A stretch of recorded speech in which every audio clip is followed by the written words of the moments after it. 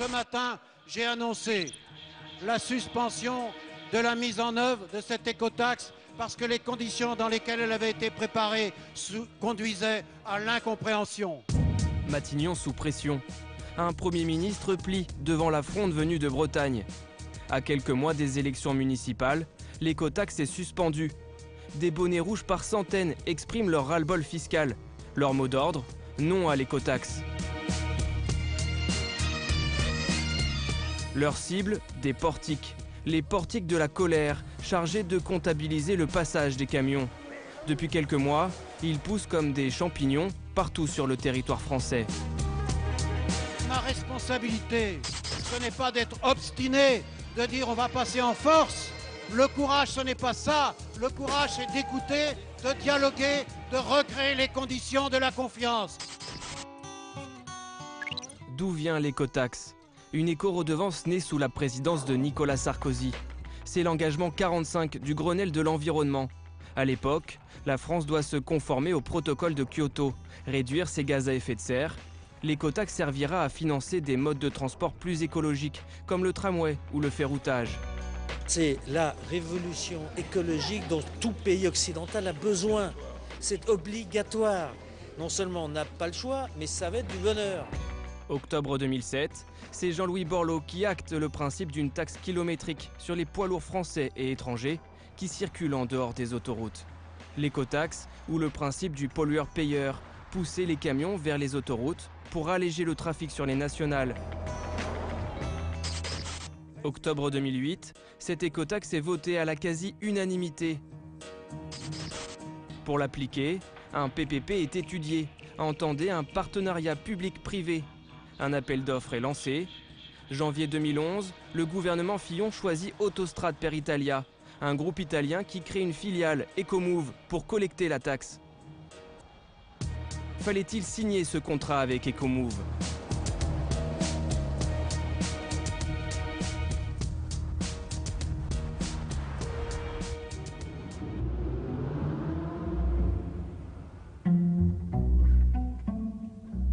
Au Sénat, cette question est dans tous les esprits. Le groupe socialiste dénonce un contrat mal ficelé. Il rejette la faute sur la droite. Je crois qu'il faut s'intéresser à la composition du capital de cette société, qui est détenue par une société italienne. Vous avez des doutes? Oui, On sent je que crois. Vous avez des doutes. J'ai des doutes, et c'est la déclaration de Mme Kosciusko-Morizet qui m'a mis la puce à l'oreille, parce que oser dire que c'était le gouvernement socialiste qui avait mis en place cette taxe, alors que c'est elle-même qui l'a fait. Moi, je me demande s'il n'y a pas quelque chose derrière cette société, les conditions de passation. Quel genre de choses? Soyez un peu plus précis, qu'on comprenne. Écoutez, c'est simple. Je vais proposer au groupe socialiste de créer une commission d'enquête sur la création de cette société. Il y aura une commission d'enquête sur ce d'enquête. consortium. En direct à la télévision, François Rebsamen, alors patron des socialistes au Sénat, propulse Ecomove sous le feu des projecteurs et ce partenariat public-privé. Un contrat où l'État confie à une entreprise privée l'investissement et la gestion d'un service public. Une commission d'enquête sénatoriale est créée pour passer à la loupe le contrat Ecomove. Ça va? Ça va bien?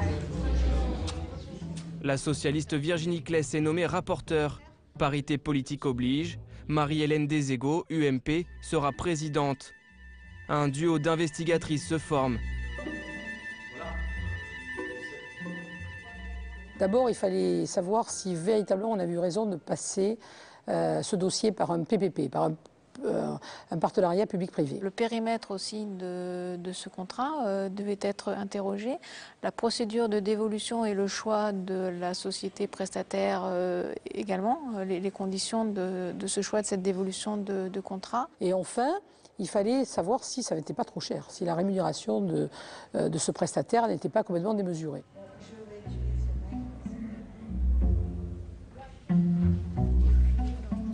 8 janvier, première audition très attendue au Sénat.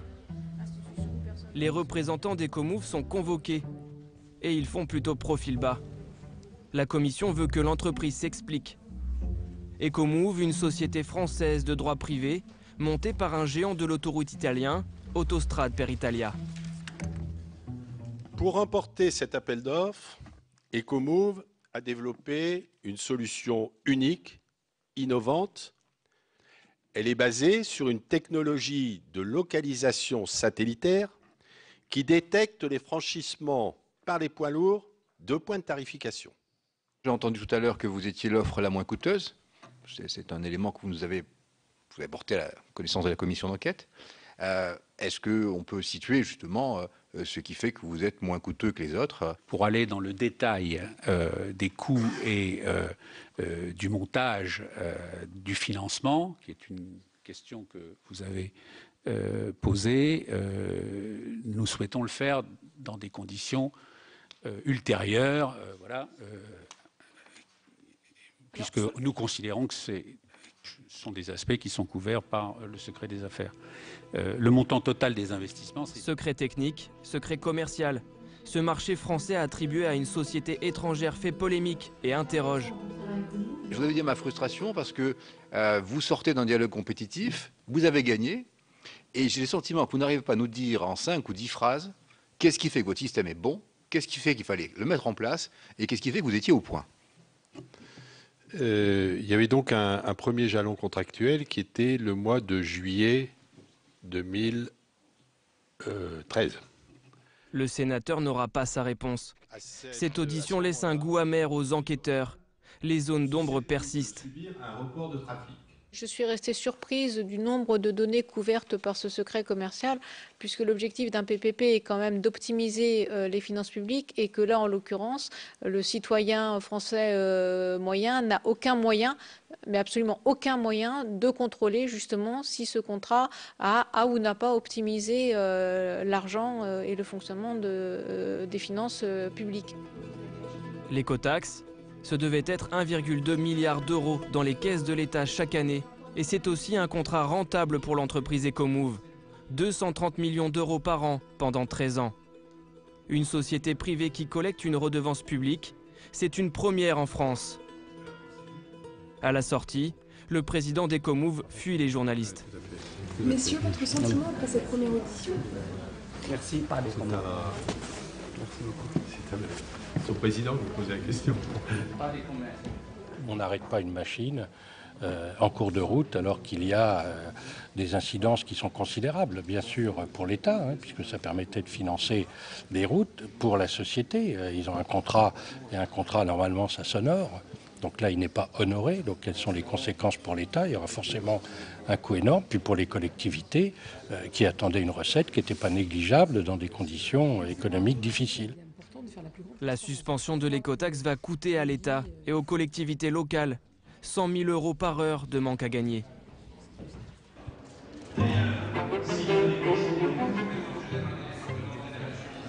Donc messieurs, je vais vous demander de prêter serment, de dire toute la vérité. Les auditions se poursuivent. Cette fois, face à face avec des experts. Je le jure. Des universitaires viennent éclairer la commission. Vous êtes précieuses. Voilà, nous, on a souhaité vous entendre tous les deux, afin que vous rappeliez, je dirais, à la commission d'enquête les conditions de recours au PPP. La mission qui a été transférée au consortium privé est une mission globale, sur un service innovant. De la même façon, une volonté très forte de minimisation du taux de fraude, ce qui fait qu'il n'est pas acquis que les services de l'État aient été à mesure de faire un cahier des charges détaillé pour arriver à cet objectif. Donc, a priori, je dis bien a priori, nous sommes bien, au point de vue économique, dans les cadres de recours au partenariat public-privé. Pour ces systèmes très complexes qui nécessitent des coûts de déploiement très rapides, souvent des montages de type PPP peuvent s'expliquer.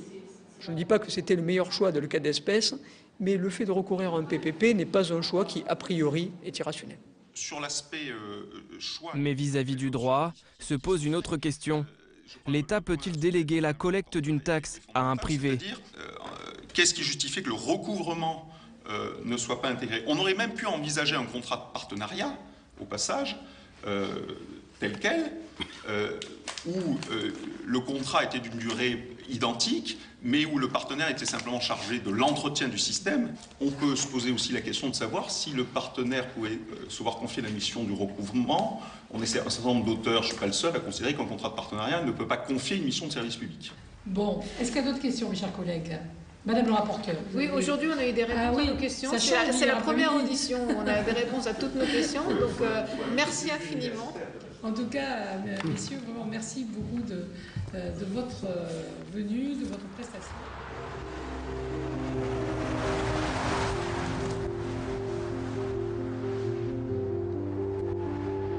Sur les routes, les fameux portiques qui ont déclenché la colère des bonnets rouges sont en place.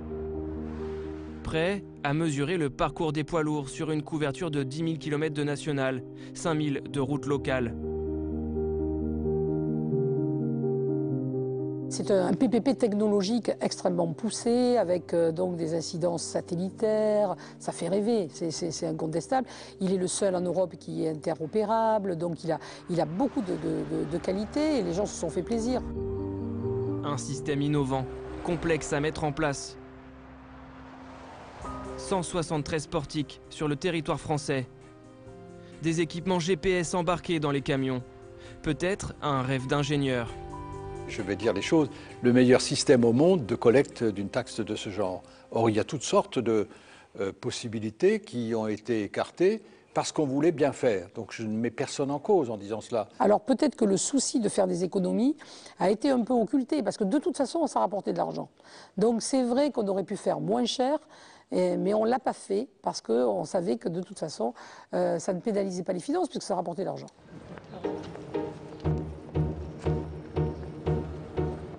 Nos sénatrices veulent se rendre compte sur le terrain. Pourquoi tant de secrets dans cette affaire? Direction Metz, chez Ecomove.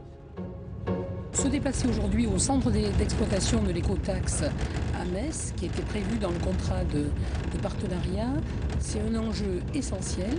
D'abord pour être sûr des investissements qui ont été réalisés par Ecomove là-bas. Je veux regarder la marche à blanc, je veux regarder les équipements, d'abord si ça fonctionne, vraiment concrètement. Ecomove s'est installé en Moselle, sur la BA 128, une ancienne base aérienne désaffectée après les coupes budgétaires dans l'armée.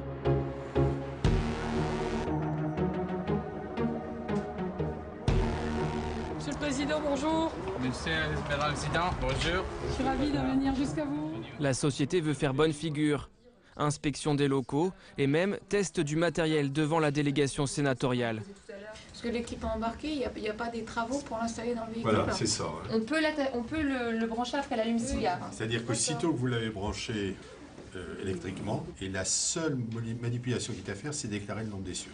C'est tout. Les autres boutons, il n'y a pas de château. Mais l'ambiance est plutôt lourde. Au fur et à mesure de la visite, les sénateurs ont comme un sentiment bizarre. L'impression que les salariés font semblant de travailler. J'ai effectivement pas ressenti une impression naturelle, ça c'est très clair. Et je n'ai pas été la seule. Je sais qu'il y a plusieurs personnes qui ont ressenti les mêmes choses que moi. On était dans une atmosphère où il n'y avait même pas une photo personnelle, il n'y avait pas un objet personnel sur aucun bureau ni aucune table qui traînait. La question a été posée par quelqu'un à un des salariés, qu'est-ce que vous faites? La réponse est venue, j'ai pas le droit de vous parler. C'est quand même assez surprenant. C'est qu'aujourd'hui, l'État n'a toujours pas validé le système technique d'Ecomove, sous prétexte d'anomalie. Du coup, sans cette validation, l'entreprise ne peut pas toucher ce que l'État lui doit. C'est une des clauses du contrat. Intérêt, loyer à payer, salariés au chômage partiel, Ecomove est coincé, à l'arrêt. Comment on peut sortir de cette situation? Et nous, on a des conséquences sociales, on a des conséquences financières. C'est une situation qui ne peut pas s'installer dans la durée. Et on a fait les investissements sur la base de la confiance à l'État de mettre en œuvre ce projet-là. Depuis le 29 octobre, cette confiance... Selon Ecomove, l'État n'assume pas ses responsabilités. Il ne valide pas pour éviter de payer son loyer à l'entreprise. 230 millions par an.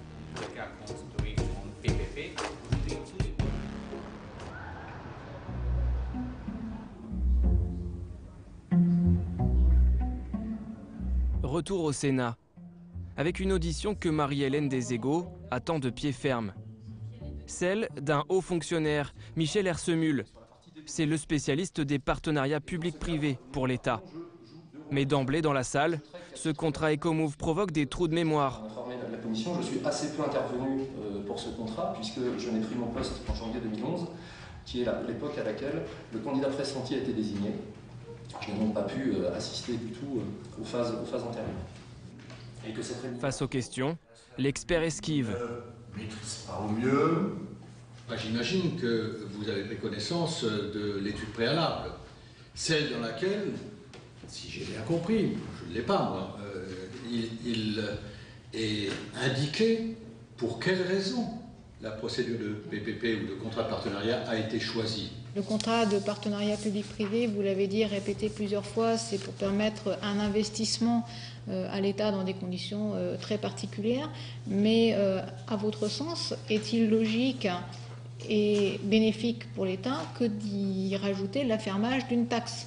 Alors, au risque d'indisposer la Commission, je n'ai pas la compétence pour répondre encore une fois au fond sur la totalité des thématiques de ce dossier, n'étant intervenu que partiellement sur certains points. Moi, je pensais que le chef du département d'expertise des PPP, de conduite de projets délégués au sein de la Direction générale des infrastructures et des transports et de la mer était en capacité de nous répondre un peu plus. Je vous fais part de notre satisfaction quand même là sur ces réponses. Voilà. Au revoir, monsieur. J'aurais pensé qu'il aurait défendu les PPP d'ailleurs. Alors que j'ai l'impression finalement qu'on auditionne un universitaire sur les PPP. Et puis vraiment pas terrible. Les différents contrats de marché public qui existent. C'est les aléas d'une commission d'enquête. Sénateur, bonjour. Mardi 11 février, c'est un peu l'homme invisible qui entre au Sénat. Celui qui a signé le contrat pour l'État en octobre 2011. Daniel Burso, directeur de la DGITM, Direction générale des infrastructures, des transports et de la mer. Devant les sénateurs, il souligne l'aspect politique de ce PPP. Merci beaucoup, monsieur le directeur. Il s'agissait aussi, bien évidemment, de mettre en place un financement pérenne de l'AFITF pour assurer la maintenance et la modernisation de nos infrastructures de transport, dont vous connaissez la situation, que ce soit dans le domaine routier, ferroviaire ou fluvial. Un fonctionnaire controversé, car adepte des partenariats publics-privés, il assume sa position. Est-ce que c'était la solution qui permettait de garantir le meilleur fonctionnement et investissement des finances publiques? Est-ce que c'était la solution qui permettait le meilleur contrôle? Est-ce que c'était la solution qui permettait d'aller le plus vite? Je ne peux pas vous en dire plus. Enfin, je vous dis la complexité du système, l'intégration du système, le fait effectivement la difficulté d'avoir à gérer des interfaces entre des intervenants divers, l'absence de compétences suffisamment nombreuses et qualifiées au sein de nos structures faisait que c'est la démarche qui apparaissait la plus logique. Si c'était à refaire, monsieur le directeur général, referiez-vous la même chose et auriez-vous le même choix à préconiser? Je pense à titre personnel qu'effectivement, moi-même, mon équipe, nous avons pris des risques en conduisant ce projet. C'est tout à fait clair. Je les assume complètement et encore une fois, je vous dis que s'il fallait les refaire, je referais de la même façon. Que prévoit le contrat en cas de rupture? Et les retards, qui va les payer? Des négociations sont en cours avec Ecomove. Mais mystère, Daniel Burso est tenu au secret. La commande politique a été forte. Au moment du Grenelle de l'environnement, il y avait un très fort consensus, etc. Mais la commande politique est restée forte. Il faut mettre l'écotaxe en place et il faut rentrer les 1,1 milliard d'euros ou les 1,2 milliard d'euros. Mais c'est le suivi qui n'a pas été fort et qui n'a pas été suffisant. On voulait rentrer le milliard d'euros tous les ans. On laissait l'administration gérer parce que la commande, elle était passée.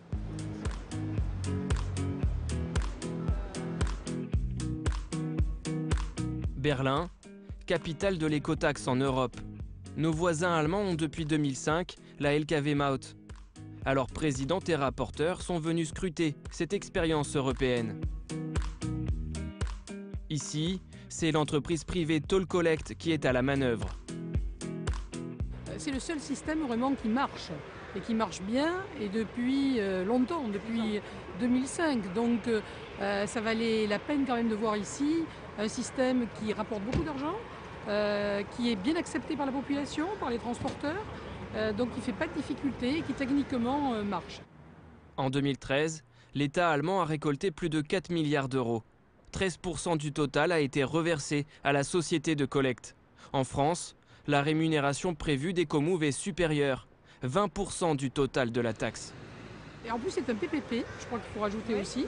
C'est un PPP, donc on a aussi confié ici à un prestataire privé une collecte d'une taxe. Mais c'est certain qu'il dispose d'une expérience avec ce qui s'est passé de 10 années qui est quand même intéressante et qui va compter dans tous les cas de figure.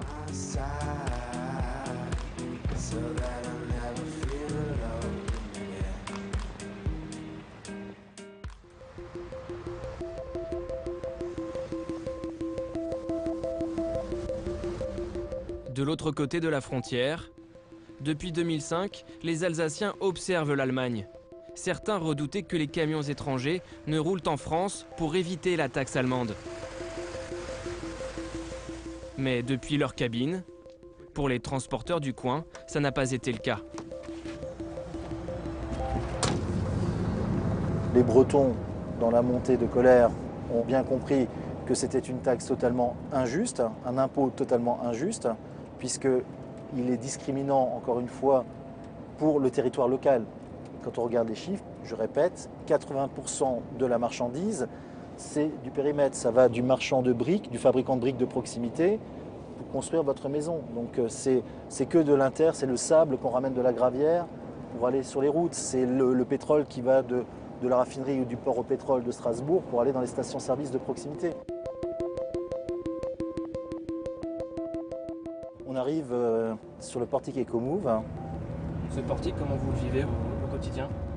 Comme une verrue dans l'esthétisme de mon pays. «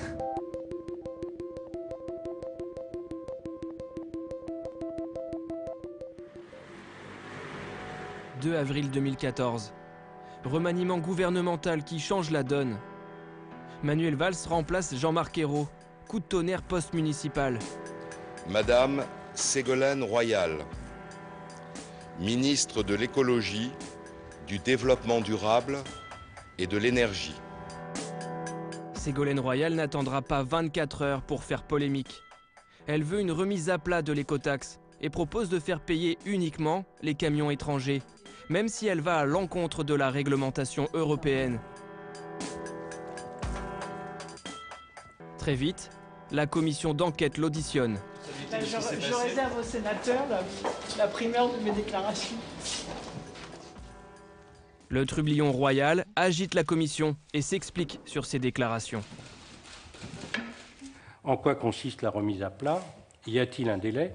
Parce que ce que l'on souhaite tous, c'est que bien sûr, il y ait une sortie de ce dossier. Et mon inquiétude, comme celle de beaucoup, et la vôtre certainement, est de voir que ce dossier traîne et depuis longtemps, avec des coûts bien évidemment. Ah, président, vous me gâtez avec toutes ces questions. Je ne sais pas si je vais répondre à tout. Donc, monsieur le sénateur d'Oliger, donc abandon ou remise à plat, c'est une question de vocabulaire. Parce que le vrai mot, c'est la suspension. Donc aujourd'hui, on est dans une situation de suspension qui a été décidée d'ailleurs par le gouvernement, pas par moi. Donc moi, je gère cette situation-là. Donc il y a une suspension avec l'idée de remise à plat, parce que quand il y a une suspension, ben, on regarde les solutions. La remise à plat, c'est pas une déclaration tonitruante, là, comme l'ont dit l'un d'entre vous. C'est j'hérite d'une solution où j'ai une suspension du dispositif, je regarde. Donc si je voulais polémiquer ce que je n'ai pas fait, je dirais quand même qu'on hérite, pardon de cette expression, mais d'une drôle de patate chaude. Merci Madame la Présidente. Jouer le jeu dans cette commission d'enquête. Moi, je veux sur ce sujet pas faire de politique politicienne. L'important, c'est qu'on reconnaisse aussi que l'État a subi un préjudice, et pas seulement la société EcoMove. Voici une loi qui a été votée il y a 6 ans, qui n'est toujours pas mise en application. Donc c'est sans doute quelque part qu'il y a eu un problème. Pas de polémique donc, mais pourtant, d'anciens acteurs du dossier s'empressent de réagir. Le débat devient politique. À droite, devant les sénateurs, les anciens ministres sarkozystes viennent défendre leur écotaxe. On essayait non pas de modifier les choses à la marge, mais de modifier les choses en profondeur, de faire un mouvement de rupture en matière de politique écologique, un mouvement véritablement fondateur. Bien évidemment, quand nous avons mis en place l'écotaxe, il ne s'agissait pas, pour reprendre une expression récente et célèbre, d'écologie punitive. Après les propos absurdes et amateurs de Madame Royal qui invente chaque jour une nouvelle formule, remise à plat, ensuite une vignette comme en Suisse, mais elle a simplement oublié qu'en Suisse c'était pour les voitures individuelles, les camions étrangers, alors que toute législation doit s'appliquer à tous les camions, obligés sur les autoroutes, alors que justement l'écotaxe a pour objectif de diminuer la circulation des poids lourds sur les routes classiques pour aller sur les autoroutes. Donc je vais essayer de rétablir ma vérité, notre vérité, celle du Grenelle de l'environnement sur l'écotaxe. L'écotaxe, en fait, quand on l'a lancée au moment du Grenelle de l'environnement, elle faisait consensus. Le dispositif, l'idée, le principe qui consiste à taxer les poids lourds pour financer des modes alternatifs à la route, à faire en sorte que progressivement les marchandises, plutôt que d'être transportées par route, soient transportées par voie ferrée ou par voie fluviale, moi je crois que c'est un bon principe, j'y reste attachée. Monsieur l'amiral Zidane, bonjour. Je suis ravie de venir jusqu'à vous. Compte tenu des obsolescences. Au Sénat, après 6 mois d'enquête, 37 auditions et plusieurs déplacements, la commission se réunit pour examiner les conclusions de la rapporteure. Mais huis clos oblige, on est peu bavard à l'entrée. Je ne crois pas qu'on peut rien dire, mais vraiment on peut rien dire. On va essayer de le faire intelligemment. Et pour cause, les sénateurs s'enferment pour de longues heures de délibération, jusqu'à 3 heures du matin. Un vote compliqué, voire houleux, entre présidente et rapporteur, qui s'écharpent sur des détails du contrat. Ce qui a joué dans la balance, c'est que moi, je suis restée sur ma position. Une fois de plus, on est un rapport d'enquête, donc on dit tout ce que l'on a vu qui n'allait pas, même si ça n'a pas forcément de conséquences juridiques derrière, et que c'est à partir de là qu'effectivement, la traduction qui en a été faite par le groupe de la présidente était, elle veut vraiment mettre les gouvernements précédents en difficulté. Or, c'était pas le cas, mais c'est comme ça que c'était ressenti. Et c'est là où c'est devenu effectivement un rapport politique, où j'ai envie, enfin, moi je l'ai ressenti comme ça en tout cas. Moi, quand j'ai lu ce texte, je n'ai pas retrouvé l'ambiance qui avait été celle de nos bureaux, les choix qu'on avait opérés tous ensemble. Je me suis rendu compte qu'il y avait des erreurs, qu'il fallait manifestement modifier. Il y avait des interprétations très personnelles avec des mises en cause de l'administration que je ne pouvais pas accepter parce que, rappelons-le, les auditions ont été faites sous serment. Du coup, 2 conférences de presse pour un seul rapport. Un duo brisé pour des détails et surtout des raisons politiques. Car au final, sur le fond, la commission s'accorde à dire que le contrat Ecomove ne souffre pas d'irrégularité juridique. Un contrat exceptionnel. C'est vrai qu'il est dans le top 10, je vais dire, des plus grands PPP qu'on ait passé. Il est exceptionnel. Il est même, je dirais même, hors norme. Mais ce recours au PPP, on peut dire, il est tout à fait normal. Nous n'avons pas trouvé trace non plus du fait que le recours à ce contrat de partenariat public-privé était un tant soit peu illégal ou juridiquement non tenable. Un partenariat public-privé pas disproportionné, mais qui a sans doute manqué de suivi de la part des différents gouvernements. Les sénateurs constatent qu'Ecomove s'est engagé sur des délais qu'elle ne pouvait tenir et aurait caché ses difficultés à l'État. Au même moment, une mission d'information à l'Assemblée nationale rend son avis sur le principe même de l'écotaxe. Pour les députés, il faut la relancer. Au Sénat, le rapport de la commission d'enquête est transmis à Matignon. Dimanche 22 juin 2014, nouveau coup de théâtre. Ségolène Royal voulait une remise à plat, c'est chose faite. L'écotaxe est remplacé, il est remplacé par un dispositif de bon sens, simple, clair, qui touche les camions qui roulent sur les infrastructures où il y a plus de 2500 camions par jour. 2500 camions par jour sur les routes. Fini l'écotaxe, place au péage de transit poids lourd. Désormais, seuls les camions de plus de 3,5 tonnes sont concernés, sur seulement 4000 km de route, au lieu des 15 000 initialement prévus. Un nouveau dispositif qui devrait rapporter moitié moins à l'État, seulement 500 millions d'euros par an, et quasiment rien aux collectivités locales. Je trouve qu'on sort par la petite porte de ce dossier. Pourquoi faire une commission d'enquête ou une mission à l'Assemblée nationale sur le sujet, puis finalement tenir compte globalement de rien et proposer un système qui n'est plus du tout en rapport avec le système origine. Moi, je suis furieux vis-à-vis des collectivités parce qu'on leur devait une somme, il y avait quand même un engagement par rapport à ces sommes-là, elles ne les auront pas. Que vont devenir les portiques abandonnés, les 160 salariés d'Ecomove?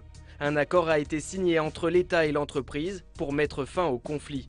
Ségolène Royal confirme que l'État entre au capital de la société pour mieux contrôler le dispositif. Un dispositif qui sera appliqué au 1er janvier 2015.